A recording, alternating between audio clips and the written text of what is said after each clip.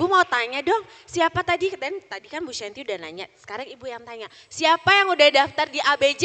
Yang tinggi dong tangannya, coba Ibu mau lihat. Wah, mayoritas, jangan malu-malu, begini mah malu-malu, begini dong. Supaya saya nih gitu ya. Wah, ternyata banyak ya. Oke, terima kasih. Sekarang kalau tanya temennya, kamu mau masuk mana? Aku ABJ. Nanya lagi sama yang lain. Kamu mau masuk mana? Gak tahu. Ih, harusnya masuk ABJ. Tahu nggak kenapa masuk ABJ? Karena ada program Early Birds. Kasih tahu ya papa mama ya. Terus ada program sibling. Lalu ada program building package. Ada cicilan SSP, ada GKI membership nih kalau kamu adalah jemaat GKI. Ada alumni reward, ada siswa berprestasi. Jadi kalau kamu belum daftar, jangan ragu-ragu untuk daftar. Nah, terus ada apa lagi Bu? Ada banyak nanti yang akan kamu saksikan di open school. Open house apa open school? Open house kali ini. Oke, teman-teman, saya boleh minta tolong nggak? Boleh dong ya. Tolong dong, apa sih tema seminar kita hari ini? Ih, kok kayaknya baru 10 orang yang baca. Apa sih tema kita hari ini?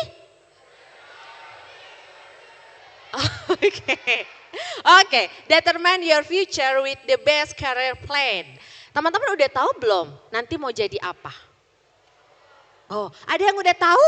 Siapa yang udah tahu mau jadi apa? Oh, baru dikit. Yang lainnya kenapa? Galau ya? Mau jadi apa ya? Kayak galau milih pacar ya? Ya kan? Nah, teman-teman, kita akan lebih banyak dibukakan oleh Pak Eko Cia dari Quantum untuk tahu besok itu bukan besok ya. Beberapa tahun ke depan kita mau jadi apa sih? Ingat, kamu ada hari ini karena keputusanmu di masa lampau. Jadi keputusanmu menentukan SMA akan menjadi kamu di masa depan. Oke, kalau gitu tanpa berlama-lama lagi kita beri tepuk tangan untuk Pak Eko Cia.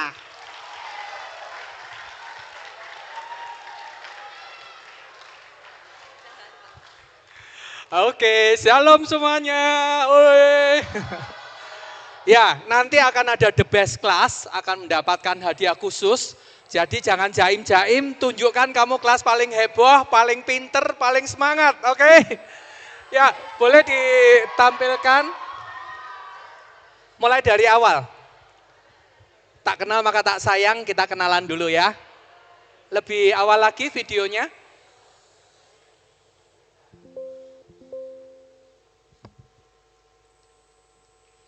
Ya, thank you.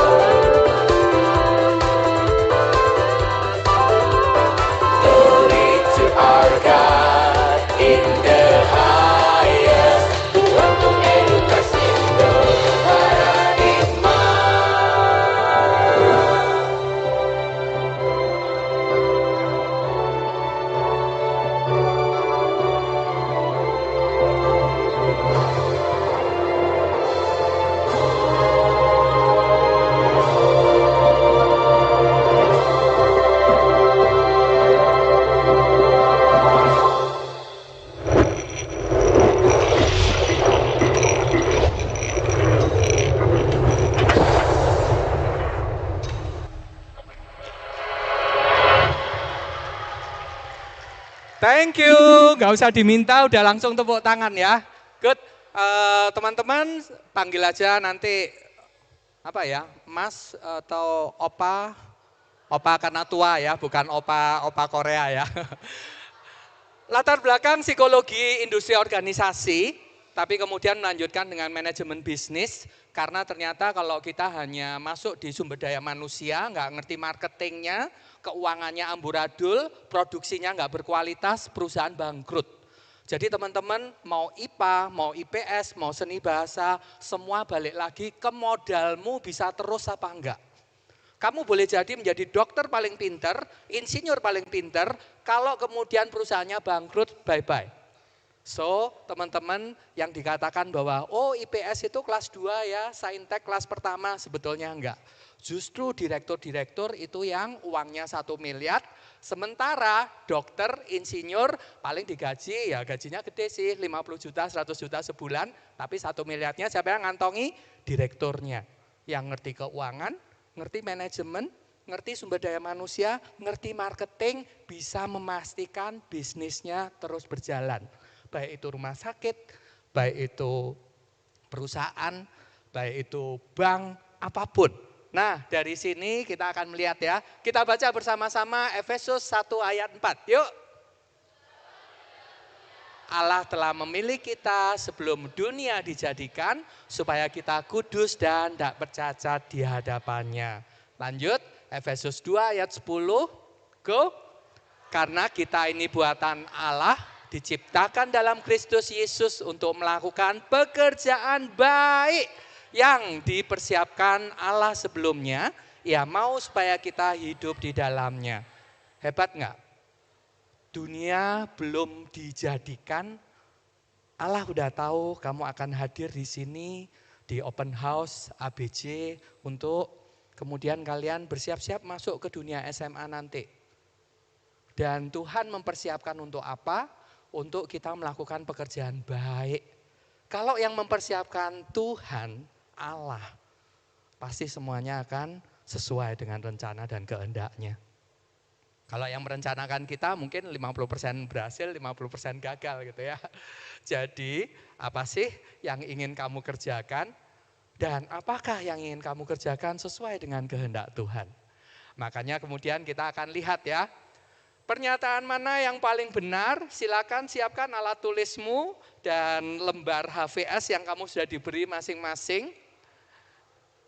Bagi yang terus-menerus benar, boleh terus berjalan. Tapi bagi yang kemudian keliru, salah, Anda stop, Anda masih boleh menebak tapi nggak usah ngisi di kertas. Aku akan mencari satu orang dari setiap kelas yang memang the best, yang selalu menjawab benar. Dipersiapkan 12 soal, nah nanti setiap Anda akan menjawab A, B, C atau D. Begitu benar, kamu tetap berdiri. Nanti semua berdiri ya. Begitu kamu salah, kamu duduk. Sambil kamu duduk, kamu boleh tetap menjawab ya, tapi kamu sudah nggak boleh ikut. Kita lihat nanti the last man standing, siapa di setiap kelas yang menjadi juaranya, yang bisa menjawab betul terus, entah 10 soal, kalau nanti masih ada tambahan 2 soal lagi untuk babak final ya. Oke. Dimulai dari pernyataan yang pertama. Silakan pilih A, B, C atau D. Berdiri dulu, semua berdiri dulu, semua berdiri. Yang salah nanti duduk ya. Oke, kamu punya waktu kurang lebih 20 detik untuk menjawab. A, B, C atau D. Silakan jawab. Jangan bekerja sama, ini mandiri. Temanmu adalah sainganmu.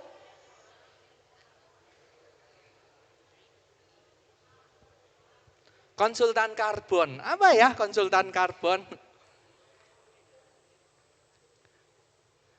Oke, jawab. Saya hitung sampai 10, silakan tulis A, B, C atau D. 1, 2, 3, 4, 5, 6, 7, 8, 9, 10. Selesai ya, jawab ya. Jawabannya adalah C. Silakan yang salah duduk. Yang salah silakan duduk.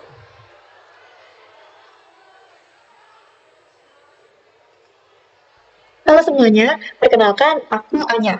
Di sini aku bakal jelasin nih tentang karir selanjutnya, yaitu karbon konsultan atau konsultan karbon. Tapi sebelum kita masuk ke penjelasan tentang konsultan karbon, aku mau jelasin dulu nih tentang gas rumah kaca. Teman-teman pernah nggak sih ngerasa kepanasan pas lagi tidur karena selimut yang terlalu tebal? Kalau satu lapis selimut, mungkin rasanya pas. Tapi kalau sampai 3 lapis, pasti rasanya gerah dan nggak nyaman. Nah, gas rumah kaca itu bisa diibaratkan sebagai selimut bumi. Gas rumah kaca itulah yang bikin bumi jadi hangat. Kalau jumlahnya pas, bumi jadi nyaman untuk ditinggali. Tapi kalau terlalu banyak, bumi akan jadi kepanasan. Nah, itulah yang disebut dengan pemanasan global. Gas rumah kaca dilepas ke udara melalui berbagai kegiatan manusia, seperti asap kendaraan, asap pabrik, sampah yang membusuk, atau penebangan hutan. Nah, itulah yang disebut dengan emisi gas rumah kaca. Disinilah peran seorang konsultan karbon. Mereka itu bisa dibilang seperti dokter untuk bumi. Mereka adalah profesional atau perusahaan yang menyediakan layanan konsultasi terkait pengelolaan emisi gas rumah kaca. Mereka membantu organisasi dalam mengidentifikasi sumber emisi, mengembangkan strategi pengurangan emisi, serta memastikan kepatuhan terhadap regulasi lingkungan yang berlaku. Seru banget kan? Nah, sekarang kita tonton dulu yuk video singkat tentang konsultan karbon. Apakah kalian tahu bahwa terdapat satu solusi yang dapat memberikan dampak besar terhadap krisis iklim yang kita alami saat ini? Solusi tersebut adalah karbon neutral atau netralitas karbon. BAT sendiri merupakan salah satu konsultan yang telah berhasil untuk menghitung emisi dan mencapai status karbon neutral. Lantas, apakah karbon neutral itu? Neutralitas karbon atau karbon neutral didefinisikan oleh IPCC sebagai suatu keadaan di mana aktivitas yang telah menyebabkan emisi karbon telah diimbangi dengan upaya pengurangan emisi karbon oleh manusia dalam periode waktu tertentu. Dalam konteks perusahaan, hal itu berarti bahwa perusahaan tersebut telah berhasil mengimbangi emisi karbon pada rantai pasokan mereka sendiri melalui upaya pengurangan reduksi emisi dan penggunaan kredit karbon yang berintegritas tinggi. Nah, perusahaan yang ingin mencapai karbon neutral perlu memanfaatkan inovasi teknologi dalam rangka efisiensi operasional mereka. Nah, hal ini sendiri akan menandakan bahwa perusahaan tersebut akan memiliki upaya untuk mengurangi dampak negatif mereka, merupakan bentuk komitmen dari tanggung jawab sosial mereka, mengurangi tingkat emisi mereka, dan menunjukkan kepedulian mereka terhadap lingkungan. Nah, salah satu contohnya merupakan Apple sendiri, yang merupakan salah satu perusahaan terkemuka di dunia, yang telah mencapai status karbon neutral pada tahun 2020 pada tingkat operasional mereka. Nah, Apple sendiri telah memiliki komitmen untuk mencapai karbon neutral pada seluruh produk-produk mereka, termasuk Apple Watch ataupun iPhone pada tahun 2030 nanti. Dengan mencapai karbon neutral, perusahaan akan menempatkan dirinya pada inovasi, teknologi, dan keberlanjutan. Nah, bagaimana menurut kalian mengenai carbon neutrality ini? Apakah ini dapat menjadi salah satu solusi untuk krisis iklim? Apakah ini dapat menjadi strategi yang bagus untuk perusahaan? Nah, kalau teman-teman mau jadi konsultan karbon, teman-teman bisa menempuh pendidikan di perguruan tinggi. Yang utama ada jurusan teknik lingkungan dan teknik energi atau energi terbarukan. Tetapi selain itu, teman-teman juga bisa belajar mengenai karbon di jurusan kehutanan, pertanian atau ilmu tanah, agronomi, pertanian berkelanjutan, fisika atmosfer atau meteorologi atau klimatologi, dan juga teknik kimia. Untuk kampusnya sendiri bisa teman-teman cermati dari tabel berikut ya. Nah, kemudian teman-teman bisa melanjutkan magister atau S2 di bidang ilmu lingkungan ataupun keberlanjutan. Untuk kampusnya bisa teman-teman cermati di tabel ini. Teman-teman juga bisa melakukan sertifikasi khusus, misalnya pada BNSP, Lembaga Training Lingkungan dan Energi, GHG Inventory and Carbon Accounting, dan sebagainya. Kemudian untuk mata pelajaran yang relevan itu ada fisika, kimia, biologi, geografi, dan matematika. Ini untuk sumber-sumber yang digunakan, teman-teman bisa membaca sendiri. Sekian penjelasan dari aku, semangat ya teman-teman, semoga sukses. Oke, nanti slide akan dibagikan ya, teman-teman akan diberikan ke guru di SMA. Kalau kalian membutuhkan, kalian pengen melihat lebih jauh resource dan sebagainya, silakan. Nah, kalau aku ngelihat begitu kita nonton video 3 menit capek ya berdiri terus. Nanti pada waktu nonton video kalian boleh duduk, tapi begitu terus soal berikutnya bagi yang masih bisa lanjut berdiri lagi ya, supaya kalian nggak capek berdiri terus. Oke, next, siap? Yang kedua, baca. Yang duduk tetap boleh jawab ya.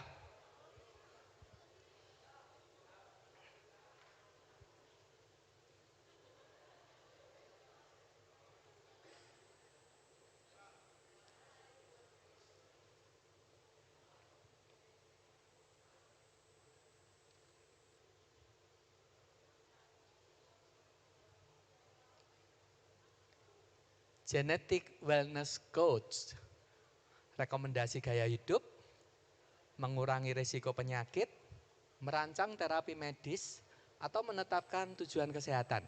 Saya hitung sampai 10. 1, jawab ya. 2, 3, 4, 5, 6, 7, 8, 9, 10. Jawabannya adalah C. Merancang terapi medis.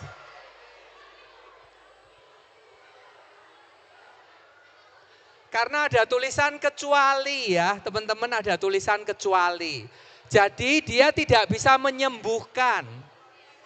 Dia tidak bisa menyembuhkan, tapi dia bisa mengantisipasi agar penyakit itu tidak terjadi. Nah, kita tonton sebentar videonya. Choose to have, because I lost my mother and my grandmother very young, and I have the BRCA gene, so I chose to have a double mastectomy about a decade ago. And then I've also had my ovaries removed, because that's also, it took my mother.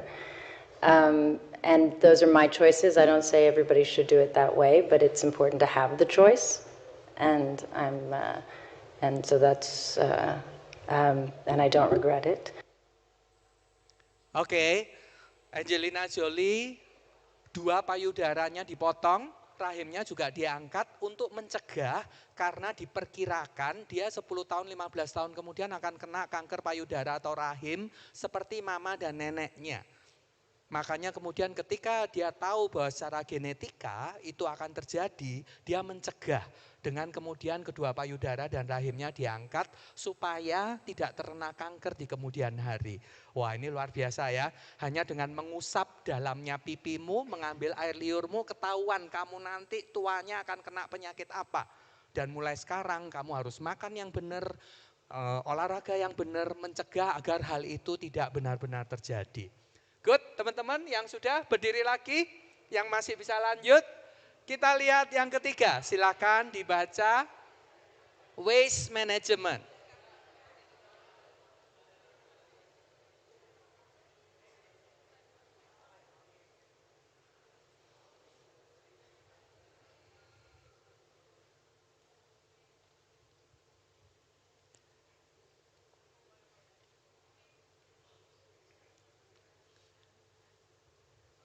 Hitung mundur, 10, 9, 8, 7, 6, 5, 4, 3, 2, 1. Tentukan A, B, C atau D. Jawabannya adalah C yang benar ya. Mengelola, mendaur ulang sampah menjadi produk baru yang bermanfaat. Oke. Jadi waste management ini adalah bagaimana sampah menjadi produktif lagi. Mari kita lihat. Boss, look here. This is waste oil. Waste oil enters the machine. This is filtered oil. Oli bekas yang sangat hitam tadi, akhirnya kemudian menjadi oli baru. Nah, teman-teman kalau pengen tahu, ini yang berikutnya, VR, Virtual Reality, AR, Augmented Reality, 3D Interactive. Ini semua adalah elemen untuk apa? Silakan berdiri. Yang masih bisa berdiri, silakan berdiri.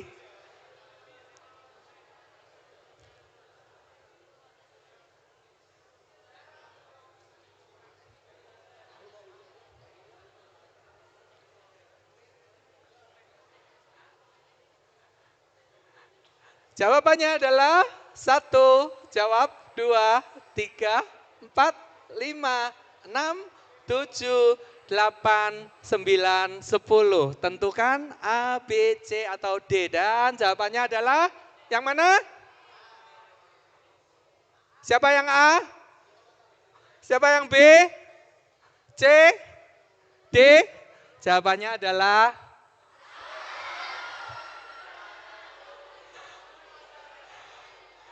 silakan yang salah duduk dan kita lanjutkan dengan metaverse. Apa itu? Halo teman-teman, perkenalkan nama saya Willy dan selanjutnya kita akan membahas mengenai metaverse arsitek. Kita semua pasti sudah kenal dengan Roblox atau Minecraft. Game itu sebenarnya sudah mirip dengan yang disebut Metaverse, sebuah dunia virtual 3 dimensi di internet di mana orang bisa berinteraksi, belajar, bekerja, bahkan berbisnis loh lewat avatar-avatar yang mereka buat. Nah, diam-diam tapi pasti, profesi yang sangat naik daun di balik dunia itu adalah Metaverse Architect. Kalau arsitek biasanya merancang gedung atau kota di dunia nyata, Metaverse Architect mendesain bangunan, ruang, dan bahkan kota digital yang bisa dimasuki lewat komputer atau VR. Menurut pendapat ahli nih, Metaverse akan menjadi bagian penting dari kehidupan sosial di masa depan. Karena itu, arsitek tidak hanya bekerja di dunia nyata, tapi juga berperan besar dalam membangun ruang-ruang virtual. Nah, supaya bisa menekuni karir ini, ada beberapa keterampilan penting yang perlu dikuasai terlebih dahulu. Dimulai dari imajinasi dan kreativitas untuk menghasilkan desain menarik, lalu kemampuan matematika dan komputer terutama dalam grafik 3D, kemudian pemahaman seni visual dan estetika, dan tentunya pola pikir logis untuk menghubungkan desain dengan teknologi. Nah, buat persiapan sejak SMA teman-teman, ada beberapa mata pelajaran yang relevan nih. Yang pertama untuk kelompok IPA dulu ya, yaitu ada matematika, fisika, TIK atau komputer. Sedangkan untuk kelompok IPS ada ekonomi atau sosiologi. Dan untuk bidang lainnya ada seni budaya dan bahasa Inggris. Jika teman-teman tertarik nih, setelah SMA nanti, pilihan jurusan kuliah yang bisa mendukung karir ini cukup beragam. Nah, bisa kalian lihat di layar, ada untuk perguruan tinggi negeri dan juga ada perguruan tinggi swasta.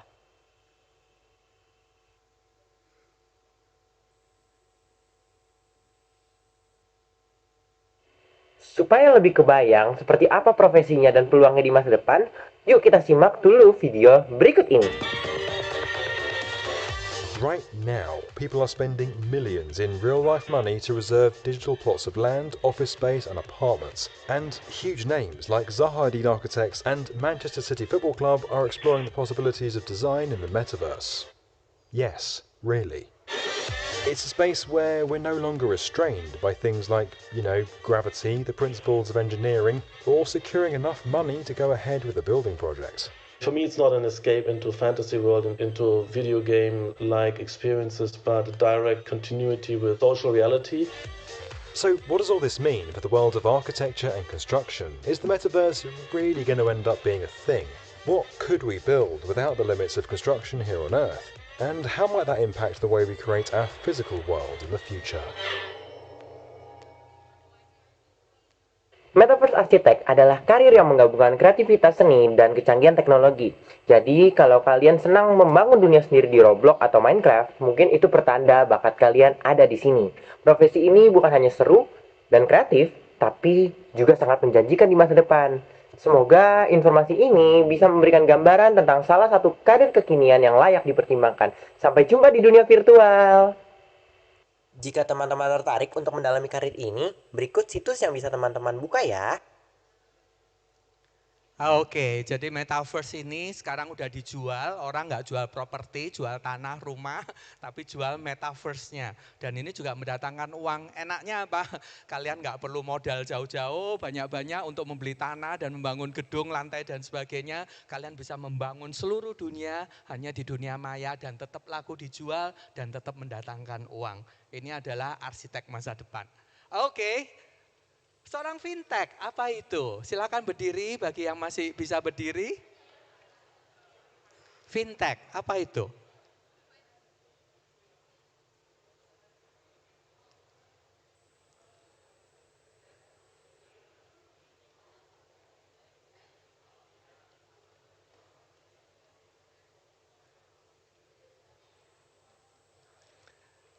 Sepuluh, 9, 8, 7, 6, 5, 4, 3, 2, 1. Tentukan pilihanmu A, B, C, atau D. Siap? Siapa yang A? Angkat tangan. B, C, D. Jawabannya adalah A.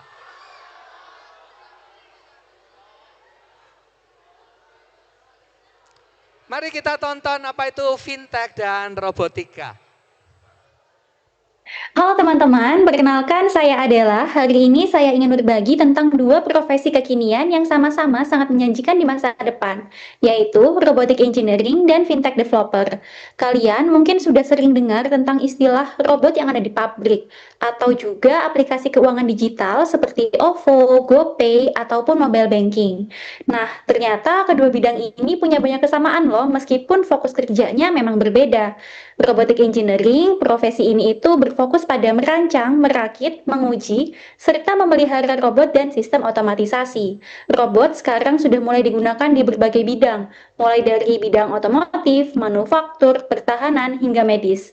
Sementara fintech developer adalah profesi yang bergerak di dunia keuangan digital. Misalnya, yang membuat aplikasi e-money, sistem blockchain, atau platform mobile banking. Mereka bertugas untuk memastikan transaksi dapat berjalan dengan cepat, aman, dan efisien. Nah, ada beberapa skill yang perlu teman-teman kuasai jika tertarik untuk berkecimpung di bidang ini. Yang pertama adalah kemampuan logika dan matematika yang kuat, serta pemahaman pemrograman komputer, dan juga mampu kreatif dalam pemecahan masalah dan berinovasi. Teman-teman juga dituntut untuk terus belajar dan beradaptasi dengan perkembangan teknologi terbaru. They're some of the world's most in-demand tech jobs. The advantage of the robot is that it is able to give us very high dexterity and maneuverability in a very small and narrow confined space. Which normally human hands may have a bit of difficulty tapi reaching. robotnya mengoperasi pasien bisa di pulau yang berbeda. Dan ini juga robot-robot yang membangun mobil, merancang, merakit mobil. What we are really focusing on is developing the capabilities of Dan our robot robotic sekarang juga platforms bisa to help melakukan the user pekerjaan in a rumah home. tangga. Sekarang ini, teman-teman juga bisa mulai melakukan persiapan loh, yaitu dengan memilih mata pelajaran minat di kelas 11. Ada mata pelajaran fisika, matematika, TIK, dan ekonomi. Tapi untuk ekonomi ini khusus untuk teman-teman yang tertarik pada bidang fintech gitu. Dan nanti setelah SMA, teman-teman juga bisa memilih jurusan kuliah sesuai minat. Ada jurusan robotic engineering, financial technology, kemudian ada teknik mesin, elektro dan komputer, serta ada teknik informatika, akuntansi, dan perbankan. Dan untuk lokasinya itu teman-teman bisa lihat sebagai berikut. Jadi, meskipun terlihat berbeda, robotic engineering dan fintech developer memiliki banyak kesamaan, yaitu sama-sama menggabungkan teknologi, logika, dan inovasi. Bedanya, robotic engineering fokus pada robot dan otomatisasi, sementara fintech developer fokusnya pada sistem keuangan digital. Dua-duanya memiliki jenjang karir yang menjanjikan di masa depan dan cocok untuk generasi muda yang ingin berperan dan berkarir di bidang robotic engineering. Silahkan tentukan pilihan teman-teman mulai dari sekarang. See you and good luck. Bye. Kalian memperhatikan nggak bahwa ternyata meskipun itu robotik, meskipun fintech, kayaknya IPA banget, ternyata akuntansi bisa masuk, manajemen bisa masuk. Tadi yang metaverse kayaknya arsitek itu IPA banget, ternyata seni bahasa bisa masuk, desain bisa masuk, IPS juga bisa masuk, sosiologi dan sebagainya. Jadi teman-teman, ketika kamu berada di SMA, kamu memang memilih IPA atau IPS, tapi ketika kamu berada di dunia yang sesungguhnya, IPA dan IPS itu nggak ada batasnya. Siapa bilang bahwa kalau kita lulusan accounting, manajemen nggak bisa masuk pertambangan? Pertambangan butuh marketing, butuh accounting, butuh manajemen. Dari IPS pun kamu tetap bisa masuk ke perusahaan-perusahaan pertambangan. So, tentukan pilihanmu dengan baik ya. Jangan ragu-ragu karena sekarang kita moving class dan kalian kampus sekarang bukan kurikulum merdeka lagi ya, sudah ganti ya. Tapi tetap kalian boleh memilih. Jadi ada pilihan-pilihan IPA maupun IPS dan kalian bisa mix dan campur gitu ya. Dan SMA, BC, ABC khususnya tadi udah diberitahukan entrepreneurship. Bagaimana kamu bisa berwirausaha. Tahu nggak? Kalau 2% aja penduduk dari satu negara itu berwirausaha, negara akan swasembada. Masalahnya dari penduduk kita banyak yang nggak kepingin membuka usaha, tapi kepinginnya bekerja ikut orang lain atau bekerja di negara gitu ya. Good, teman-teman lanjut. Kita akan masuk ke yang berikutnya. Boleh berdiri lagi yang masih bisa berdiri. Saat ini kita akan ngomongkan tentang tata kelola governance. Ini disebut governance yang mana ya? A, B, C, atau D?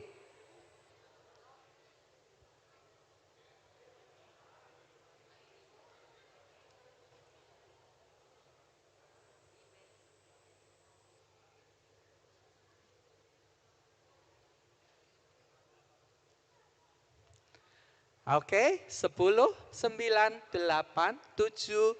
Tentukan pilihanmu. 5, 4, 3, 2, 1. A, B, C, atau D. Jawabannya adalah siapa yang A? B? C? D? Jawabannya adalah Digital Governance Strategies. Apa itu? Halo teman-teman, kenalkan nama aku Arif. Nah, kalau teman-teman perhatikan, dari beberapa kali kekinian sebelumnya yang telah disebutkan, merasa nggak ya kalau semuanya berkesan IPA banget? Ya nggak?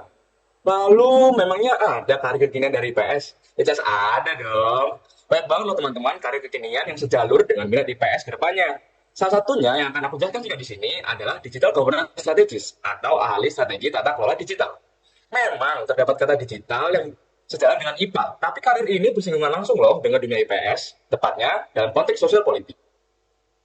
Sebagai digital governance strategist, kita dituntut untuk mengembangkan dan merancang strategi untuk memanfaatkan teknologi digital secara efektif dalam tata kelola pemerintahan atau organisasi.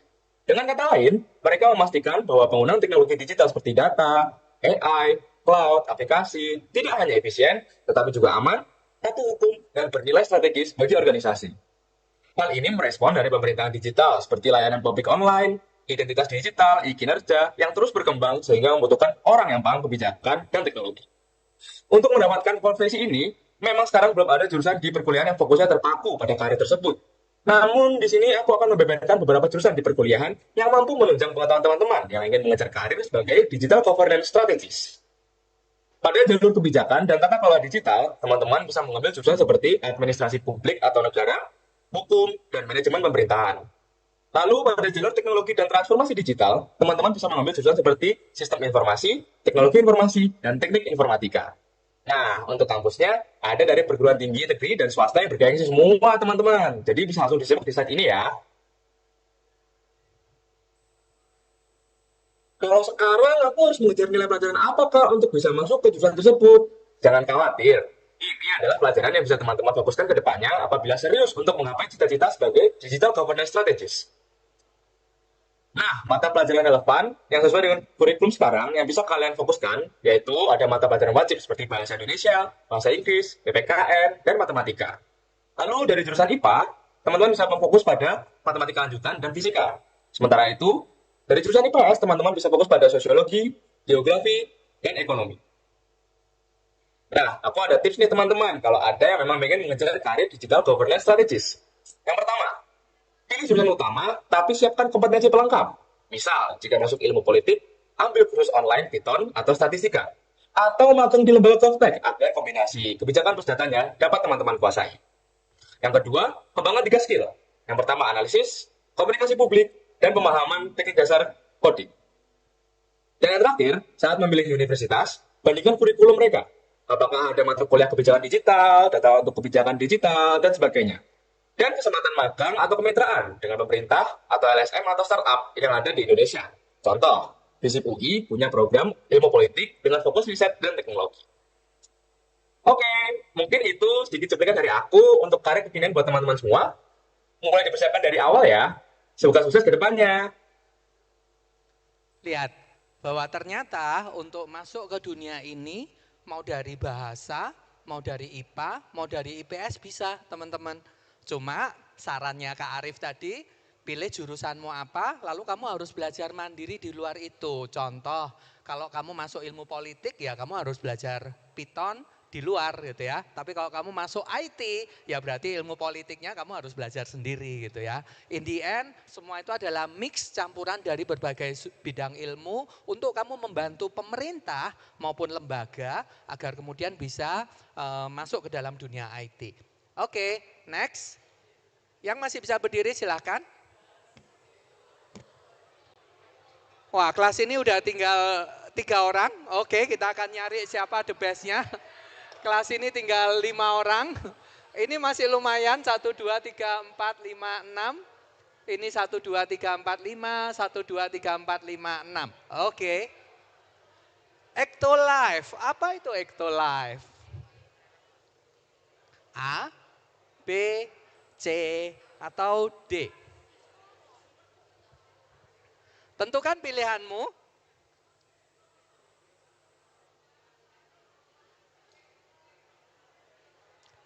10, 9, 8, 7, 6, 5, 4, 3, 2, 1. A, B, C atau D? Siapa yang A? B? C? D? Jawabannya adalah subspesialis neonatologi. Ini ada ilmu kedokteran, ambil spesialis anak, lalu ada subspesialis khusus bayi baru lahir.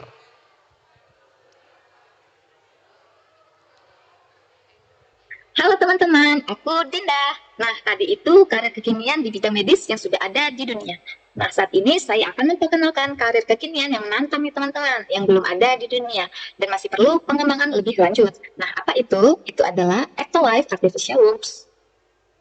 Ectolife digagas oleh Hashim F. Ghali, seorang ahli biologi molekuler dari Berlin. Nah, dalam konsepnya, teknologi ini didesain untuk mampu menumbuhkan hingga 30.000 bayi per tahunnya. Caranya, bayi akan ditempatkan dalam blood pouch semacam kapsul berisi cairan yang mirip dengan lingkungan rahim manusia. Nah, yang menariknya lagi nih, setiap kapsul dilengkapi oleh sensor dan sistem kecerdasan buatan untuk memantau setiap aspek perkembangan janin. Nah, dalam setiap pouch sendiri memantau tanda-tanda vital janin seperti detak jantung, tekanan darah, aktivitas pernapasan, serta pertumbuhan fisik. Nah, yang menariknya lagi nih, orang tua pun bisa memantau lewat smartphone, bahkan dapat berinteraksi dengan bayi mereka seperti memutarkan musik, mengirim suara, hingga melakukan panggilan video untuk melihat bayinya secara real time. Nah, teknologi ini juga menjanjikan keamanan tinggi dengan sistem peringatan dini jika ada kelainan atau risiko kesehatan yang muncul selama proses pertumbuhan. Kemudian, teknologi ini bisa menjadi solusi bagi pasangan yang tidak dapat memiliki anak secara alami, dan terutama bagi kamu wanita yang kehilangan perannya sebagai wanita melahirkan, misalnya karena masalah kesehatan atau kondisi medis tertentu. Dan selain itu, teknologi ini juga dapat mengklaim dapat mengurangi risiko kehamilan berbahaya, mencegah kelahiran prematur, bahkan mengurangi angka kematian ibu dalam melahirkan. Kemudian tersedia juga nih paket tambahan seperti penggunaan teknologi penyuntikan gen CRISPR yang memungkinkan calon orang tua dapat melihat karakteristik bayi mereka dari warna rambut hingga potensi kecerdasan. Tapi tentu saja teknologi ini menimbulkan banyak perdebatan untuk kita semua. Pertanyaannya, apakah kita siap nih menerima dunia di mana bayi bisa dipesan sesuai keinginan? Dan bagaimana pula nih dampaknya terhadap sosial, psikologi, norma, nilai-nilai keyakinan peran seorang ibu, atau bahkan moral kita sebagai manusia? Nah, itu perlu kita garis bawahi ya teman-teman, bahwa hingga saat ini, Ectolife itu masih sebatas konsep visioner saja, bukan fasilitas nyata. Namun, riset ilmiah yang benar-benar ada pada saat ini itu baru sebatas rahim buatan parsial yang digunakan untuk membantu bayi prematur agar tetap bertahan hidup. Dan kemudian, Ectolife sendiri menggambarkan kemungkinan masa depan reproduksi manusia yang dibantu dengan teknologi. Dan akan tetapi, kita tidak tahu nih apakah teknologi ini akan dikembangkan 10 hingga 20 tahun yang akan datang. Dan melihat dari sisi kegunaannya sendiri, apakah hal ini akan benar-benar terwujud? Nah, itu masih menjadi pertanyaan terbuka untuk kita semua. Namun, satu hal yang pasti, diskusi tentang Ectolife ini mengingatkan kita bahwa kemajuan sains tidak hanya membawa peluang saja, tetapi juga tanggung jawab moral yang sangat besar. Nah, jika teman-teman tertarik dengan karir ini, maka teman-teman dapat mengambil mata pelajaran yang disarankan, yaitu biologi, kimia atau biokimia, fisika, matematika, ilmu komputer atau informatika bidang AI, pemrograman, data analitik, dan etika kesehatan atau bioetika. Kemudian, untuk fakultas yang disarankan di Indonesia, teman-teman bisa mengambil di Fakultas Kedokteran dan Fakultas Kedokteran Hewan. Nah, untuk program studinya, teman-teman bisa ambil di program studi dokter S1, spesialisasi kandungan, dan spesialisasi bayi baru lahir. Nah, untuk kampusnya, teman-teman bisa baca sendiri di slide. Untuk fakultas selanjutnya, bisa juga diambil di Fakultas Biologi atau Bioteknologi dan Fakultas Teknik. Dan untuk kampusnya, ini dia. Untuk referensi ada di sini, teman-teman bisa browsing sendiri. Oke, itu dia pemaparan singkat dari saya. Dan ingat guys, masa depan ada di tangan kalian. Dan jangan takut bermimpi besar dan teruslah belajar. Semangat! Ya, adik-adik, Ectolife ini masih belum terjadi ya. Saat ini baru kalau lahir prematur, daripada cuma ditaruh di box lalu diberi sinar agar hangat, dimasukkan ke dalam tabung agar bayi itu tetap bisa bertumbuh seolah-olah masih di dalam rahim. Saat ini baru sampai situ. Tapi kemudian kalau sampai ini benar-benar, kalian nonton Superman yang terbaru nggak? Nah itu kan orang-orangnya juga berada di tabung-tabung gitu ya, karena nggak ada lagi bayi yang dilahirkan secara natural gitu. Apakah ini akan menjadi masa depan kita? Kita nggak tahu. Tapi kalian 20 tahun, 30 tahun lagi mungkin akan mengalami hal ini. Dan kalau tadi dilihat ternyata tidak harus menjadi kedokteran, tapi di biologi bisa, di etika, filsafat juga bisa ya untuk kemudian masuk ke dunia ini karena ada banyak hal yang harus diperdebatkan, dibuat aturan main dan sebagainya. Oke, yang masih bisa berdiri boleh berdiri lagi. Gastronomi molekuler, apa itu?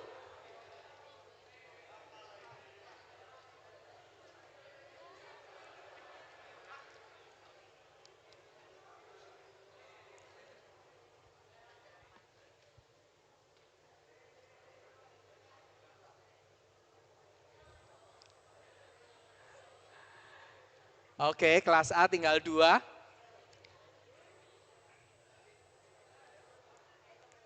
Kelas B masih ada 5. Kelas C ada 4. D ada 5. Dan E paling banyak ada 6. Siap? 10, 9, 8, 7, 6, 5, 4, 3, 2, 1. Tentukan pilihanmu A, B, C atau D. Siapa yang A? B? C? D? Jawabannya adalah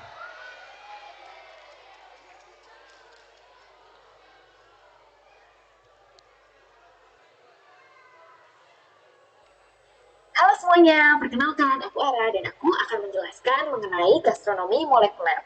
Nah teman-teman, pernah lihat gak sih makanan yang bentuknya aneh tetapi rasanya enak banget?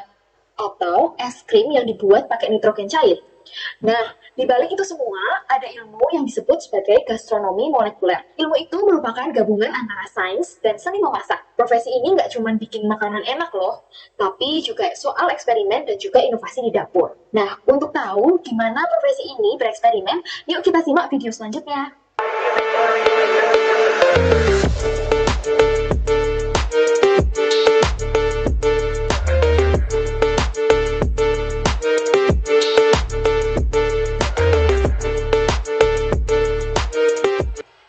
Teman-teman udah dapat bayangan kan apa itu gastronomi molekuler? Nah, kalau kamu tertarik jadi ahli gastronomi molekuler, jalurnya bisa dimulai dari pendidikan di bidang food science, culinary arts, dan juga gastronomi. Di SMA, kamu bisa mempelajari dengan serius pelajaran seperti kimia, biologi, matematika, dan fisika. Karena semua reaksi yang terjadi pada saat memasak, dari karamelisasi sampai dengan pembentukan busa, bisa loh dijelaskan melalui sains. Nanti di perkuliahan, kamu bisa belajar tentang teknik kimia pangan, bioteknologi, nutrisi, teknologi pengolahan makanan, atau tentu saja teknik memasak tingkat lanjut. Nah, kalau teman-teman hendak berkarir di bidang gastronomi molekuler, teman-teman bisa berkuliah di beberapa universitas yang sudah aku cantumkan di slide. Beberapa fakultas pendukung diantaranya adalah Fakultas Teknologi Pertanian, Ilmu dan Teknologi Pangan, Culinary Business, Culinary and Hospitality Management. Dikarenakan ilmu gastronomi molekuler merupakan bidang yang baru, sehingga apabila teman-teman ingin mendalami lebih jauh, teman-teman juga bisa melanjutkan studi ke luar negeri, misalnya di beberapa universitas yang sudah aku cantumkan di bawahnya. Jadi, kalau kamu suka eksperimen, punya rasa ingin tahu yang tinggi, dan ingin menggabungkan ilmu sains dengan seni kuliner, karir di bidang gastronomi molekuler ini bisa jadi jalan yang seru loh buat kamu. Siapa tahu, dari dapur kamulah lahir inovasi rasa baru yang mengguncang dunia kuliner. Good luck! Ya, ini dunia kuliner ya, Chef Master. Ternyata teman-teman ada 5 gastronomi molekuler yang ada di Indonesia. Kalau kamu pengen nyoba di Jakarta ada yang namanya Namas Dining. Tapi untuk makan di sana kalian harus antri 2 bulan. Lalu bayarnya berapa? 2 juta rupiah. Kalian akan mendapatkan 14 makanan yang aneh-aneh. mur, baut, lilin, sabun dan sebagainya. Ketika masuk ke mulutmu baru kamu tahu, ternyata sabunnya itu adalah es kelapa muda, ternyata mur bautnya adalah coklat, ternyata lilinnya adalah gulai kambing gitu ya. Karena penampilan dan rasa dan sebagainya sudah berbeda gitu. Silakan teman-teman bagi yang kalian kepengen di sini bisa. Yang masih bisa berdiri silakan berdiri, kita lanjut ke persoalan ke-9. Apa itu UI dan UX designer?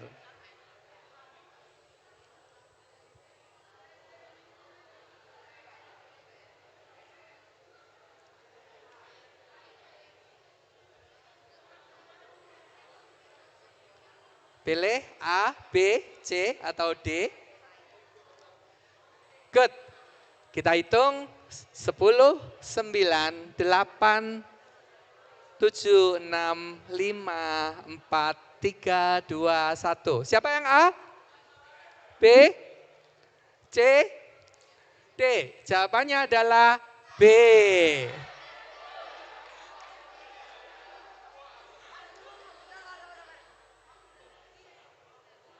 Halo teman-teman semuanya, perkenalkan aku Delia. Setelah ini aku akan menjelaskan terkait dengan karir kekinian yang berhubungan dengan multimedia. Yang pertama, ada karir yaitu UI UX designer. Apa sih UI UX designer? Jadi UI UX designer merupakan profesi yang berperan dalam membuat tampilan aplikasi dan juga website menjadi menarik sekaligus gampang dipakai. UI sendiri merupakan singkatan dari user interface yang berfokus kepada tampilan visual seperti warna, tombol, dan juga layout. Sedangkan UX sendiri yaitu user experience dengan fokus ke pengalaman pengguna agar bisa menggunakan aplikasi dengan lancar. Jadi kedua peran tersebut sama-sama penting. Tujuannya biar aplikasi nggak cuma cantik tapi juga nyaman dipakai. Profesi ini makin dibutuhin banget teman-teman. Apalagi sekarang hampir semua bisnis punya aplikasi atau website. Nah setelah ini aku akan menayangkan untuk teman-teman sekalian bagaimana cara UI UX designer dapat bekerja.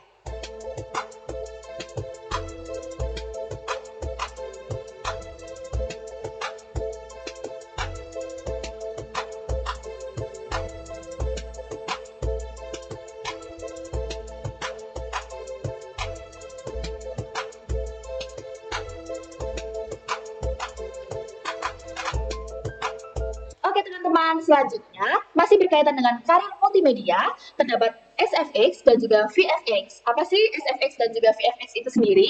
Oke, SFX adalah efek khusus yang dibuat secara langsung di lokasi pengambilan gambar dan bersifat real time, menggunakan teknik fisik atau mekanik. Sedangkan VFX adalah efek visual yang dibuat setelah proses pengambilan gambar atau bersifat post-production, menggunakan komputer atau software digital. Nah, setelah ini teman-teman, aku akan menyajikan beberapa video terkait dengan bagaimana SFX dan juga VFX ini dapat bekerja. Yeah. Oh, I think that's good. I just flip it back. Oh, man. Nice.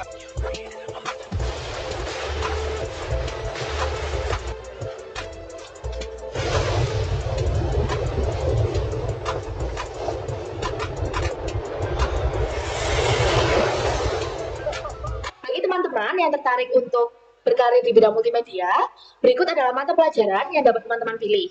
Yang pertama, desain dan juga seni. Dalam mata pelajaran ini, teman-teman dapat memahami estetika, komposisi, dan juga prinsip desain visual. Yang kedua, teknologi dan juga informatika.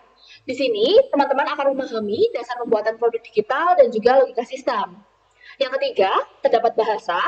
Melalui mata pelajaran bahasa ini, teman-teman sekalian dapat meningkatkan kemampuan penyampaian ide dan menulis konten yang lebih efektif. Dan yang keempat, matematika dan logika. Di sini kita dilatih untuk berpikir sistematis dan juga analitis. Nah, selain mata pelajaran, terdapat universitas di luar negeri maupun di dalam negeri yang dapat mendukung teman-teman sekalian untuk berkarir menjadi UI UX maupun SFX dan juga VFX. Berikut adalah daftar universitas di luar negeri beserta dengan jurusannya. Silakan dapat teman-teman simak di layar berikut. Nah, untuk universitas di dalam negeri, teman-teman juga dapat melihat di sini terdapat beberapa universitas dan juga jurusan pendukungnya. Sekian presentasi dari aku, semoga dapat bermanfaat bagi teman-teman sekalian, terutama yang ingin berkarir di industri kreatif. Good luck teman-teman semuanya. Ya, teman-teman ternyata film-film Marvel, juga film-film yang banyak beredar di Hollywood saat ini, artis-artisnya itu ternyata dari Indonesia. Kenapa? Karena ternyata di Indonesia lebih murah gajinya. Sehingga mereka buka cabang di Indonesia, para artisnya di sini, padahal itu adalah film-film Hollywood yang terkenal gitu ya. Oke, kita lihat sekarang yang ke-10, silakan berdiri. Podcast host, ini dia harusnya pinter ngapain sih gitu. A, B, C, atau D. 10, 9, 8, 7, 6, 5, 4, 3, 2, 1. Siapa yang A? B? C? D? Jawabannya adalah public speaking. Oke, masih bertahan? Silakan tetap berdiri ya, tetap berdiri. Masih bertahan? Good. Kita lihat yang berikutnya. Karir sebagai content creator membutuhkan keterampilan utama dalam bidang apa? A, B, C, atau D? Ini kamu udah menang ya? Kamu udah menang? Oke, kelompok E kamu udah menang. Kelompok D ya, kelas D kamu udah menang. Yang di sana masih 2 orang? Oke. Good.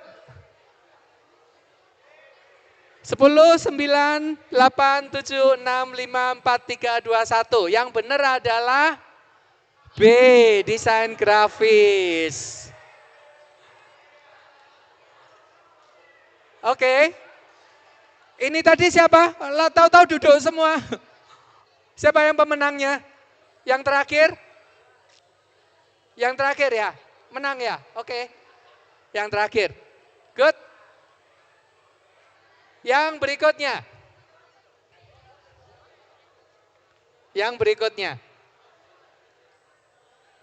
Untuk menjadi seorang influencer, mana yang paling penting? A, B, C, atau D? 10, 9, 8, 7, 6, 5, 4, 3, 2, 1. Jawabannya adalah bahasa. Oke, kamu menang? Kamu menang? 1. Sana masih bertahan 3 orang. Di sini bertahan berapa orang? Udah, kamu yang menang. Di sini masih 2. Oke, lanjut ya.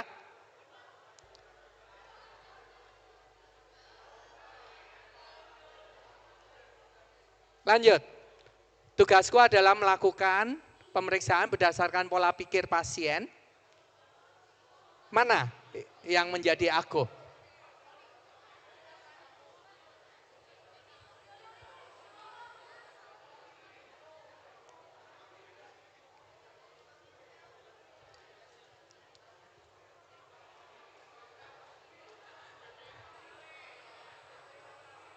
Siap? Jawabannya adalah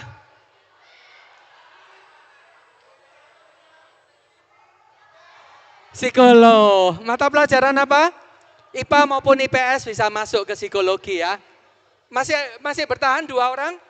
Satu di sana masih bertahan 2 orang? Oke, ini yang terakhir ya. Untuk kelas yang masih ada 2 atau 3 orang. Yang sudah sendirian udah, kamu pemenangnya. Pemenang silakan langsung tampil di panggung, berdiri dulu di depan. Kamu akan dapat hadiah, jadi silakan maju ke depan.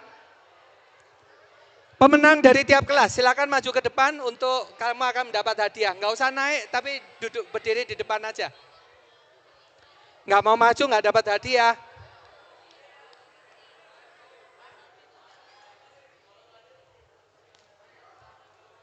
Oke, siapakah aku? Jawab A, B, C, atau D? 10, 9, 7, 8, 6, 5, 4, 3, 2, 1. Good, jawabannya adalah ilmu komputer. Oke, siapa yang masih bertahan? Masih bertahan? Udah ketemu? Ketemu belum? Ayo maju. Masih bertahan? Masih bertahan ya ini ya. Jawab ini. Jawab ini. Jawab.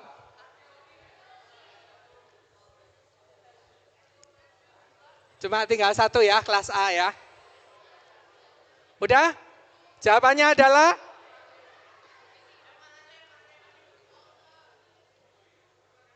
antropologi. Masih betul? Satu lagi.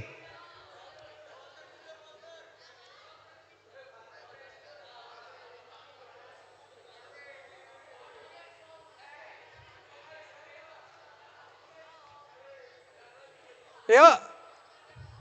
Udah? Satu.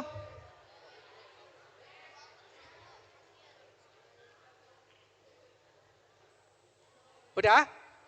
Jawabannya adalah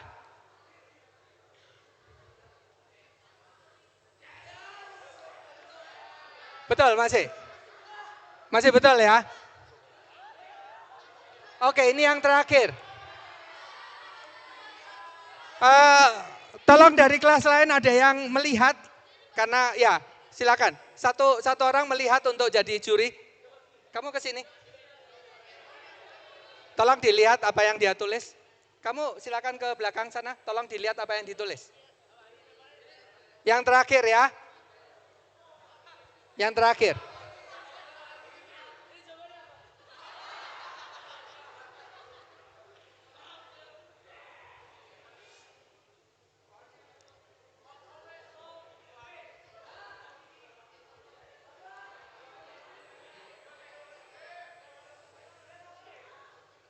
Udah mau habis ya? Ya, 8 menit lagi. Udah dijawab? Udah? Jawabannya adalah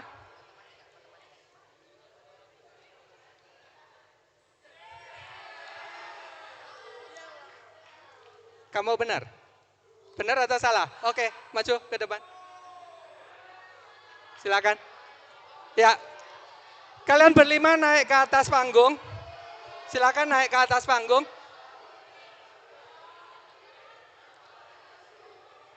Oke teman-teman, kita akan memilih the best class. Bapak Ibu guru di belakang, tolong lihat yang jogetnya paling heboh, mereka yang menang.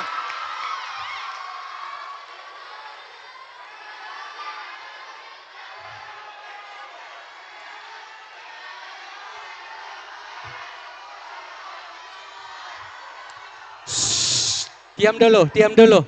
Guys, diam dulu. Temanmu yang di depan akan memperagakan, kalian semua akan menirukan. Yang dinilai adalah kelasnya, bukan pemimpinnya. Jadi, yang paling heboh kelasnya menirukan pemimpin, itulah yang akan mendapatkan hadiah. Jelas? Pemimpin agak berjauhan.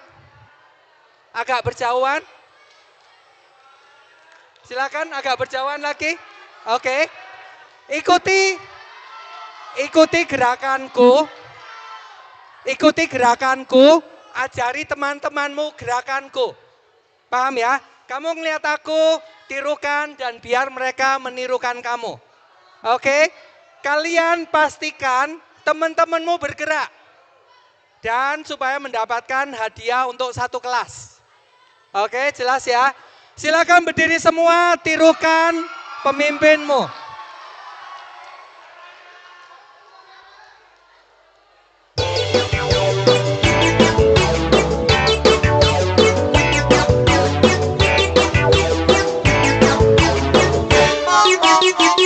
Tangan diputar-putar, bertepuk tangan. Tangan diputar-putar, peganglah bahu. Tangan diputar-putar,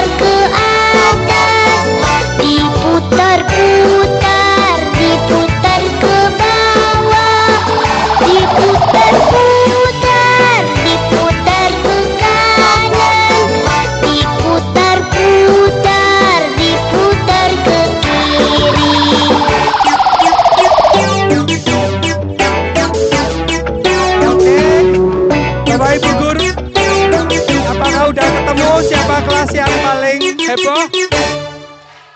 Oke. Bapak Ibu guru, ada kelas yang paling heboh? Dari?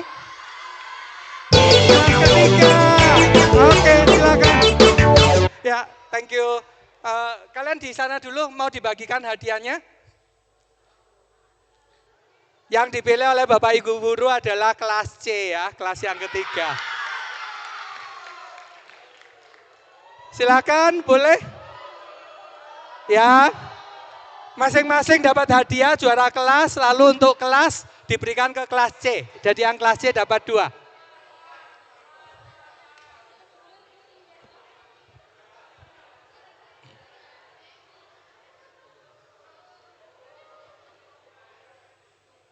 Adik-adik nanti kalau pengen baca lebih lanjut, kalian dapatkan slide-nya ya. Di sana ada banyak sekali pembelajaran yang bisa kalian dapat. Yuk, silakan dibagikan. Masing-masing 1, lalu kelas yang C mendapatkan hadiah untuk kelas.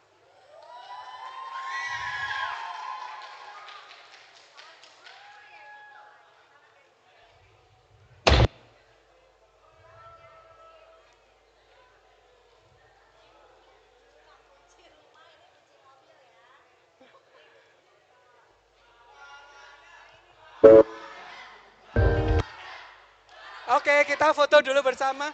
Ya, yang C. Yeay, C dapat banyak. Oke, Ibu boleh foto sebentar? Mari.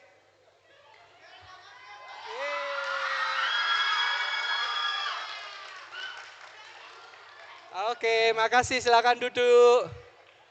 Nah, adik-adik coba lihat ya. Ini ada banyak sekali karir-karir dan kalian bisa lihat nanti ya, bisa cek. Ready to blow your...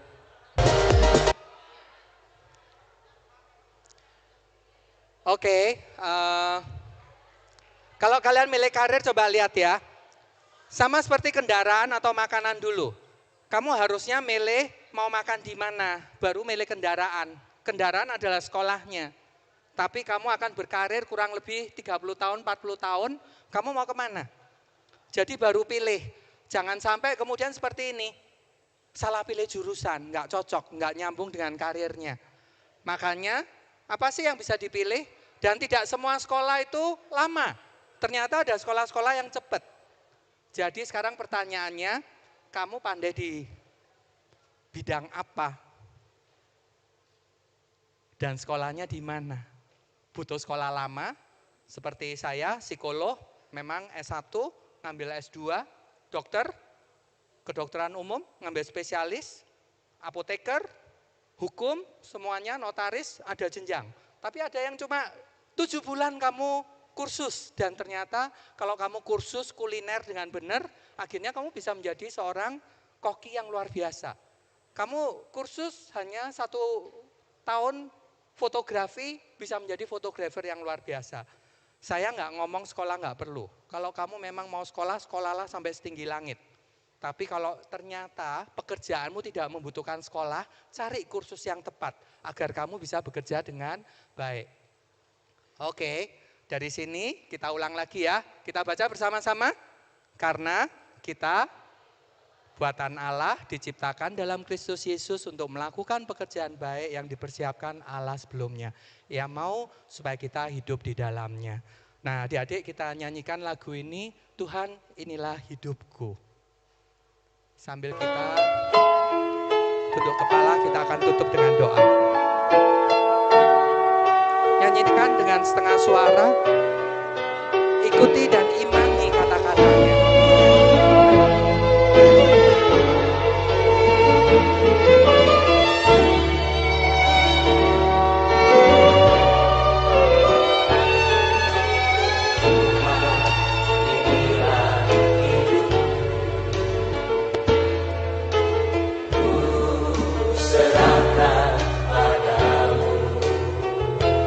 Segala cita-citaku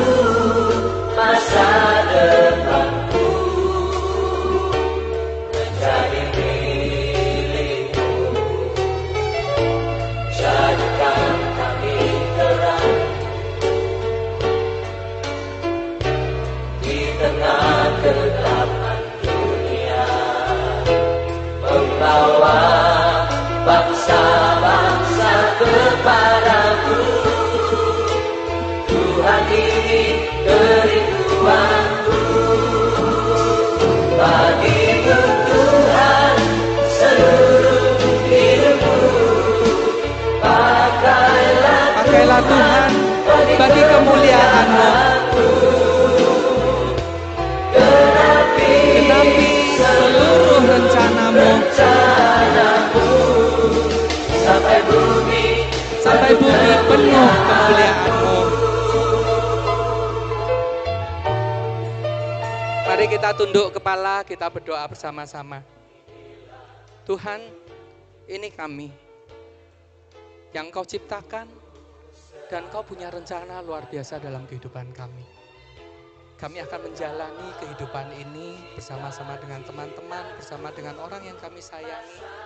Kami tahu ada sesuatu yang kami harus lakukan sesuai dengan kehendak-Mu, sesuai dengan rencana-Mu yang indah. Mungkin pada saat ini kami bingung Tuhan, kami harus pergi kemana, harus mengambil apa. Tapi kami tahu Tuhan Kau akan mempersiapkan semuanya. Bertemu dengan orang-orang yang tepat, lembaga yang tepat, sekolah yang tepat, guru yang tepat. Agar kemudian kami bisa menjadi seperti yang Kau rencanakan, indah di dalam rencana dan jadi indah di hadapan-Mu. Terima kasih Tuhan, kami serahkan semuanya ke dalam tangan-Mu. Ayah ibu kami, kakak adik kami, sekolah ini, kepala sekolah, guru-guru, dan kami juga Tuhan, kami tahu Engkau akan selalu menyertai kami mulai sekarang sampai selama-lamanya, seperti kasih setia-Mu yang sudah menyertai kami. Sebentar kalau kami harus melakukan tugas kami yang lain dan acara masih berlanjut untuk open house ini, kami percaya berkat penyertaan-Mu juga tetap akan menyertai kami. Hanya dalam tangan-Mu kami berdoa dan ucap syukur di dalam nama Tuhan Yesus Kristus. Haleluya. Kita sama-sama katakan amin. Bu Wega, saya kembalikan, mungkin nggak sempat untuk bertanya jawab ya, karena waktunya sebelumnya sudah habis. Oh, sampai 9.15, jadi masih ada waktu tanya jawab. Boleh? Yuk.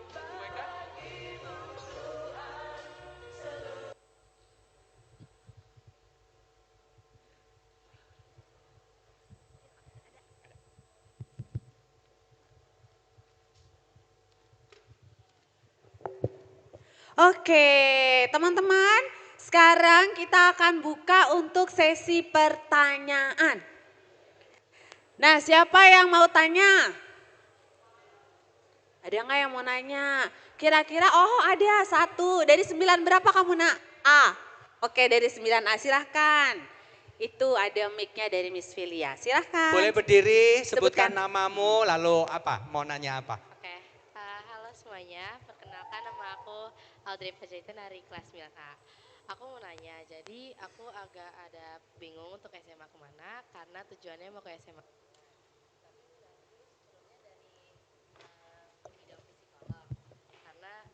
Aku merasa aku bisa membantu orang di situ, tapi SMA unggulannya lebih ke IPA. Jadi menurut kakak kalau emang mau ngambil psikolog, mendingan ngambil SMA yang langsung ke jurusan kayak gitu, atau belajar dari keseluruhan dulu baru kuliahnya ke psikolog, atau gimana kak? Diulangi sebentar, sebelum psikolog tadi kamu suka? Aku lebih senang kalau kerjanya sambil bantu orang, jadi kayak bantu orang, ngebuat orang lebih baik atau kayak bantu mereka yang masalah. Psikolog jadi, cocok ya, psikolog cocok, membantu tapi, nasihat, tapi ngejar beasiswa juga di sini tuh di Indonesia cuman ke SMA unggulan, tapi SMA unggulannya lebih fokus ke IPA. Dan orang tua aku ngarahinnya buat masuk SMA unggulan dulu baru dapet beasiswa. Tapi kan mikirnya kalau dari SMA unggulan itu bakal belajar IPA terus kan, IPA sama matematika. Psikolognya nggak dapat. Nah menurut kakak, aku mendingan cari SMA lain yang bisa dorong aku di psikolog atau tetap dulu ke SMA unggulan biar dapat beasiswanya lebih bagus. Oke, good. Psikolog ada dua, ada psikolog IPA, itu contohnya kayak di UNS 11 Maret Solo, itu IPA, lalu Unpad, Pajajaran, itu juga psikolognya IPA. Tapi kalau kamu masuk UI, UGM, UNER, Undip, psikolognya IPS. Jadi kamu sekarang tinggal mau psikolog yang mana gitu. Psikolog UNS sama psikolog Unpad, kenapa IPA? Karena mereka berasal dari Fakultas Kedokteran. Jadi sekarang psikolognya psikolog klinis, membantu kedokteran untuk mengobati. Jadi kalau psikolog, badanmu tidak bisa memproduksi satu zat tertentu sehingga kamu akhirnya mengalami halusinasi. SAT itu harus kamu minum seumur hidup. Sama aja seperti kamu diabetes, tubuhmu nggak bisa mengelola gula, butuh insulin, sama seperti itu. Ini ditentukan oleh psikiater, obatnya berapa, dan kamu harus minum dosisnya kapan dan sebagainya. Kalau tubuhmu sudah benar, baru psikolog masuk untuk ngajak kamu ngobrol tentang hal-hal yang menurut kamu benar tapi sebetulnya salah. Jadi kemudian membetulkan pemikiran-pemikiranmu, itu baru psikolog. Makanya sekarang kalau kamu masuk Unpad Pajajaran atau masuk ke UNS Solo, 11 Maret Solo, kamu akan IPA. Tapi kalau kamu masuk ke yang lain-lain, semuanya IPS. Jadi sebetulnya nggak ada masalah mau IPA atau maupun IPS, tetap bisa. Oke, sip, thank you. Ya, boleh? Tadi ada 2 orang di sana. Oke, siapa lagi? Oh ini.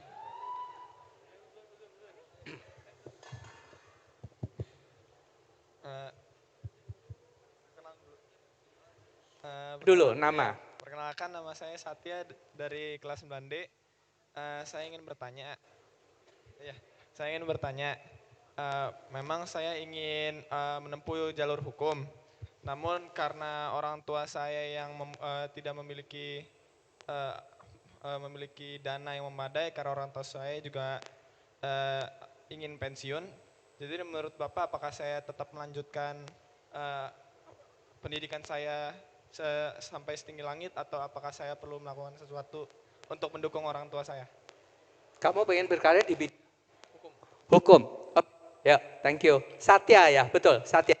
Ya, satu hal yang mulia ya, bahwa kita pengen sekolah tapi juga mempertimbangkan faktor ekonomi, bagaimana orang tua bisa mendukung atau enggak.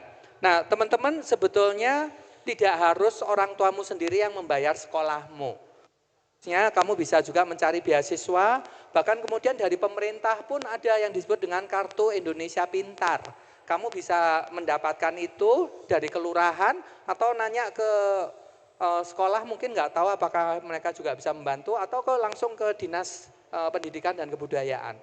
Di mana di sana kamu menunjukkan bahwa orang tuamu memang tidak mampu memiliki gaji berapa, sehingga kamu berhak mendapat Kartu Indonesia Pintar, dan itu kamu bisa sekolah dimanapun dengan kartu itu. Dan kamu akan dibiayai tidak hanya biaya sekolah, tapi juga ada uang saku untuk hidup. Lalu yang kedua, kita punya tangan, kita punya kaki, kita punya mulut, bisa berbicara, betul? Bisa nggak kita bekerja?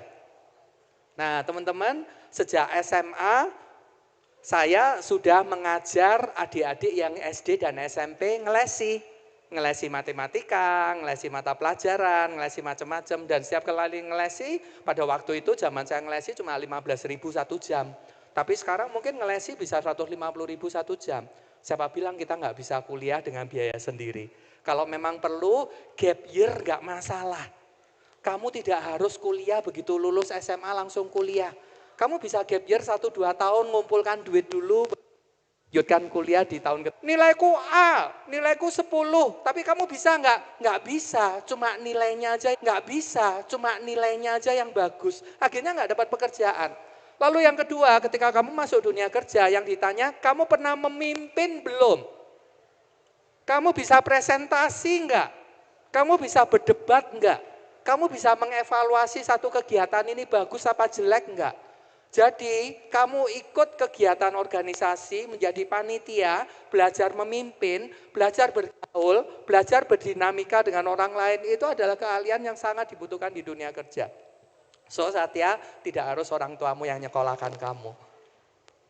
Dan yakinlah Tuhan mempersiapkan semuanya. Amin. Luar biasa, thank you. Boleh, yuk mau tanya? Oke, ada lagi? Dan masih ada satu lagi ya. Oke, kita masih punya waktu kok ya Bu ya. Sampai 9:15. Yuk silakan. Perkenalkan, nama saya Jennifer dari kelas 9B. Pertanyaan saya adalah, jadi kan saya sebenarnya pengen jadi dokter kecantikan ya Pak. Nah tapi saya dalam hitung-hitungan itu masih kurang, dan IPA itu mungkin kayak secara biologi atau fisika saya masih, fisika perlu nggak sih Pak? Enggak ya? Pokoknya saya nggak tahu. Pokoknya IPA. Tapi saya secara hitung-hitungan itu masih kurang, dan saya tuh sebenarnya lebih ke jago ngomong gitu Pak. Terima kasih. Tapi saya mau jadi dokter kecantikan. Oke, dokter kecantikan. Wah, siapa yang pengen cantik Jennifer gitu ya nanti ya. Jennifer, untuk menjadi dokter kecantikan dalam tanda kutip, ada juga yang bukan dokter tapi ahli kecantikan. Ahli kecantikan bisa membuat wajahmu putih, bisa membuat wajahmu tanpa kerut, dan bisa membuat kamu cantik, tapi dia bukan dokter. Dia adalah ahli kecantikan. Itu cukup kursus 3 bulan, 6 bulan, perawatan wajah, dan itu dia udah bisa menjadi ahli kecantikan, tanpa harus menjadi dokter. Tapi kalau kamu mau jadi dokter, kamu jadi dokter dulu 5 tahun, 6 tahun, lalu spesialis kulit dan kecantikan. Ini sekolahnya 10 tahun. Nah, pada waktu masuk kedokteran, memang yang dibutuhkan pelajaran apa? Adik-adik tahu? Nomor 1 apa? Biologi nomor 1, nggak bisa enggak. Nomor 2, kimia ada sedikit. Nomor 3, sosiologi. Sosiologi sangat dibutuhkan di dunia kedokteran. Karena ternyata untuk penyakit tertentu di Jawa Tengah ini penyakitnya adalah penyakit darah gula darah. Tapi di tempat lain yang senang pedas, senang santan, penyakitnya ada lebih banyak jantung dan kolesterol. Penyakit di daerah tropis berbeda dengan penyakit daerah yang musimnya 4 musim. Semua benua, semua negara punya endeminya masing-masing. Jadi harus tahu sosiologi. Orang ini punya kecenderungan gula, punya kecenderungan sebagainya. Tapi untuk masuk sekolah kedokteran di Indonesia tetap ada bahasa, berhitung, dan logika. Jadi ini yang kamu harus pastikan nilaimu bagus. Makanya kemudian kalau matematika untuk kedokteran nggak perlu matematika tingkat lanjut karena bukan teknik. Tapi matematika wajib kamu otomatis dapat. Ambil biologi, kalau memang perlu kimia, kalau mau sosiologi. Nah, satu lagi kamu tinggal pilih kewirausahaan dan teknologi informasi TIK. Karena sekarang kedokteran juga kayak main game ya tadi ya. Dokternya di Bali, pasiennya di Jakarta. Dan dokternya hanya ngelihat layar, main game gitu, pasiennya dioperasi di Jakarta gitu. Sekarang seperti itu. Dan sekali lagi tadi dokter kecantikan beda dengan ahli kecantikan. Ahli kecantikan ternyata kursus 6 bulan 1 tahun kamu sudah menjadi ahli untuk mempercantik wajah tanpa harus jadi dokter. Kamu akan tahu tentang skincare, kamu akan tahu memutihkan wajah seperti apa, tahu cara menghilangkan kerut gitu. Bahkan bisa belajar akupressure dan akupuntur untuk kemudian kecantikan tanpa harus jadi dokter. Tapi kalau jadi dokter, kamu dokter umum dulu, spesialisasi dan itu bisa sekolah 10 tahun, dokter aja 500 juta, spesialisasi bisa 800 juta tuh. Padahal kalau kursus mungkin kamu cuma bayar 12 juta, 15 juta, toh kamu bisa menjadi ahli kecantikan gitu. So, pilih dengan baik. Nah, gajinya lebih besar mana? Kalau dokter kecantikan ya otomatis ketemu 15 menit, 200 ribu, 300 ribu, dia bisa mengoperasi dan sebagainya. Kalau ahli kecantikan, kamu hanya membuat cantik, terus bayarnya berapa? Ya 300 ribu, 400 ribu juga untuk facial dan sebagainya, benar nggak? Jadi mana yang lebih kaya nantinya, uangnya lebih banyak mana ya? Yang lebih terkenal, yang lebih banyak pasien, berarti kamu harus nice, harus pinter ngomong dengan orang lain seneng kamu layani, ya otomatis kamu akan lebih sukses dong. Dokter kalau judes, nggak mau ngomong, siapa yang mau datang ke dokter itu, benar nggak? Oke, satu lagi tadi siapa? Boleh? Yuk. Ini pertanyaan terakhir ya. Berapa menit? Masih 15 menit kok lama. Perkenalkan, nama saya Ayu dari kelas 9B. Saya mau nanya, kalau saya kan pengen masuk ke ilmu komunikasi. Nah, kalau di Indonesia kan banyak universitas yang buka jurusan ilmu komunikasi. Tapi kalau kayak di luar negeri, pengen beasiswa ke luar negeri itu kira-kira universitas mana aja ya gitu? Negara mana? Kayak Inggris gitu atau Ya. Jerman. Jadi kalau kalian mau sekolah ke luar negeri, teman-teman perhatikan nomor 1 adalah negaranya yang paling penting. Dari negara, kampus di negara itu yang paling, lalu juga jurusan-jurusan di kampus itu. Browsingnya mulai sekarang. Bukan. Karena kalau kamu ke UK, 1 euro itu 16.000, 17.000. Tapi kalau kamu ke Australia, $1 Australia cuma sekitar 11-12 ribu. Kalau kamu ke China, 1 yuan cuma 2.000, 3.000. Jadi dari sini kamu tahu kemahalan dari negara itu seperti apa. Lalu kalau masalah bagus apa enggaknya, semua rata-rata punya kampus yang terbaik di negara masing-masing. Kamu tinggal pilih apakah ada jurusan itu. Masalahnya sekarang kalau keluar negeri bahasamu harus menyesuaikan dengan bahasa dari negara itu. Kalau kamu ke UK berarti IELTS. Tapi kalau kamu ke Amerika berarti TOEFL. Kalau kamu ke China berarti kamu harus HSK gitu. Tergantung, kalau kamu ke Jerman berarti harus lulusan bahasa apa. Ini yang perlu kamu persiapkan dari awal, di samping yang masalah biaya tadi.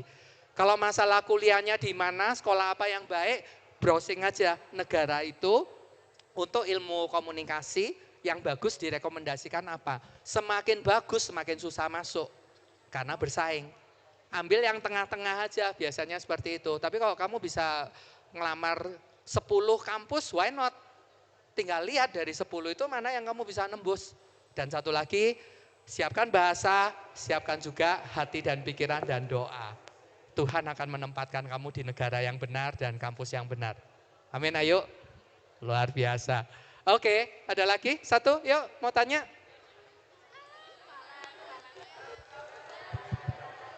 Mau tanya juga, oke. Yuk. Gak bunyi.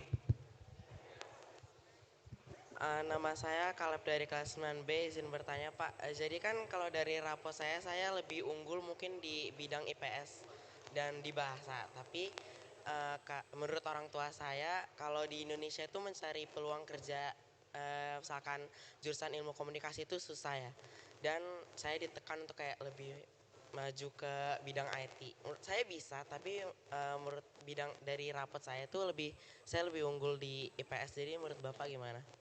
Saya mau lebih mending maju di ilmu komunikasi atau komputer. Ya, oke. Tadi ya, untuk governance spesialis tadi ternyata butuh antara IPS dan IT. Jadi IT sekarang nggak bisa ditinggalkan. Kamu mau jurusan sains atau jurusan sosial atau jurusan seni atau bahkan kuliner sama desain fashion, itu semua tetap butuhkan IT. IT menjadi salah satu cara untuk bisa melakukan tugasmu dengan lebih baik. Tapi kalau kamu sekarang milih antara IT atau ilmu komunikasi, harusnya kamu bisa ngambil dua-duanya pada waktu SMA. Karena kamu boleh milih 4 mata pelajaran kan. IPS tetap kamu ambil, TIK tetap kamu ambil gitu. Nah nanti begitu kamu lulus SMA, kamu baru boleh milih gitu. Emang kamu mau milih yang ke ilmu komunikasi berarti IT-nya belajar sendiri. Atau kamu ngambil IT berarti ilmu komunikasinya yang belajar sendiri. Sama aja. Ujung-ujungnya kamu harus memadukan kedua-duanya. Jadi nggak perlu terlalu alergi dengan IPA, tapi juga nggak perlu, oh, aku orang IPS jadi aku pengen IPS gitu. Sekarang kan mata pelajaran kamu 4-4-nya boleh ambil. Sosiologi tetap diambil, geografi tetap diambil, terus TIK tetap diambil. Nah dari IPA yang lain kalau kamu ada yang tertarik ambil, kalau enggak ambil matematika tingkat lanjutnya aja. Fisika, kimia, biologi nggak usah gitu. Toh akhirnya kamu bisa ke TIK maupun ilmu komunikasi, dua-duanya tetap boleh. Sekarang yang perlu kamu lakukan, cari ilmu komunikasi itu semester 1, 2, 3, 4 tahun belajar apa aja. Dari situ baru kamu tahu. Lalu kalau kamu ke IT, adik-adik perhatikan ya, IT ada 4. IT ada 4. IT yang pertama IPA, butuh fisika dan matematika yang sangat kuat karena itu programming. Kamu dari nggak ada, menyusun program menjadi ada. IT yang kedua adalah IT IPS, IT yang disebut dengan sistem informasi. Programnya sudah ada dibuat oleh programmer, lalu kamu memasukkan data, dari data keluar laporan, laporan itu yang dipakai, laporan keuangan, laporan marketing dan sebagainya. Itu sistem informasi, dulu namanya akuntansi, komputer akuntansi, sekarang IT IPS. Ada IT yang non-IPA, non-IPS, ini IT yang multimedia.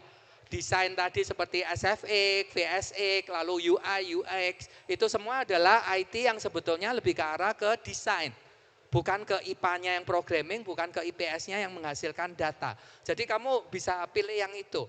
Nah, ada lagi IT yang sekarang arahnya ke arah IT untuk game dan sebagainya. Nah, itu kamu animasi 3 dimensi multimedia. Itu kamu juga merupakan IT. Jadi pilih IT-mu yang mana gitu ya. Oke. Kamu mau nanya pertanyaan terakhir? Yuk. Masih ada satu. Perkenalkan, nama saya Gelvin dari kelas 9D. Jadi kan keluarga saya itu kan semuanya dokter, Pak. Nah, mereka itu nuntut saya buat jadi dokter. Nah, tapi kan saya masih bingung mau jadi dokter atau yang lain. Soalnya kan saya realistis dengan kemampuan saya gitu. Jadi apa yang saya tanggapi, Pak, tentang hal itu? Oke, Gelvin, nanti pada waktu kamu kelas 10, kamu akan mendapatkan psikotes. Di dalam psikotes itu akan kelihatan bakatmu apa, minatmu apa, dan kepribadianmu seperti apa. Cocok nggak untuk kedokteran atau ada arah karir yang lain? Kalau kamu masuk ke ABJ, kamu pasti akan ketemu aku lagi di tahun depan gitu ya. Moga-moga pada waktu sudah punya profil psikologimu, bisa ngobrol sama orang tuamu untuk kemudian, oke, memang Gelvin cocoknya jadi dokter, atau cocoknya jadi marketing untuk dokter. Nah, kalau marketing untuk dokter nggak perlu pinter bedah orang, tapi pinter marketing gitu. Teman-teman ada loh marketing dokter, yang bedah orang siapa? Dokternya. Yang dapat uang siapa? Marketingnya. Dokternya paling dapat 50 juta, marketingnya bisa dapat 1 triliun, 1 miliar itu. Karena marketingnya bertanggung jawab terhadap kesuksesan rumah sakit, kesuksesan klinik. Dokternya cuma ya setiap kali kamu ngoperasi, setiap kali ketemu pasien baru dapat uang gitu kan. So, nggak ada salahnya untuk kamu jadi marketing, akuntansi, atau ilmu komunikasi, tapi kerjanya tetap di rumah sakit, tetap di bidang medis. Bahkan dokter-dokter yang nggak bisa marketing itu kamu marketingnya aja, sini aku yang jual gitu. Kamu nanti tak kasih komisi 30% ya, bedah jantung ya, 70% untuk aku ya yang jualan ya. Good? Oke, satu lagi, siapa tadi? Terakhir ya? Oh kok masih banyak, gimana? 2 ini terakhir. 2 terakhir.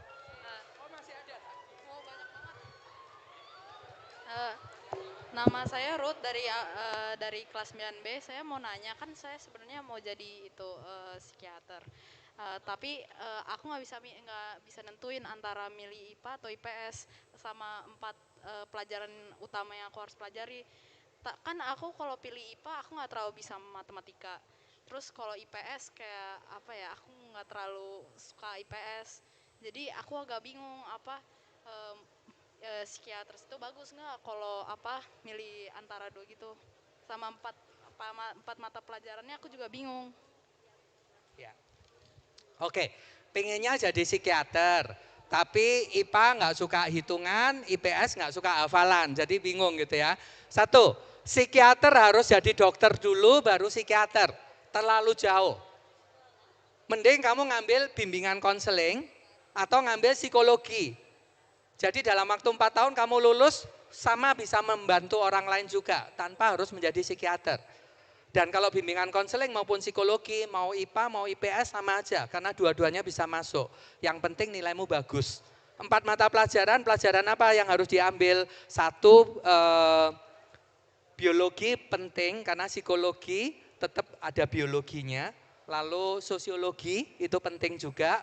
Lalu satu lagi TIK, karena TIK kamu akan mempelajari tentang bagaimana memadukan konseling dan biologi tadi ke dalam ini.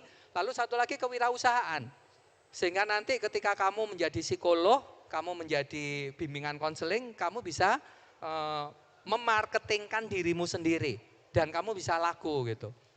Usahakan bahwa selama SMA nilaimu selalu di atas KKM.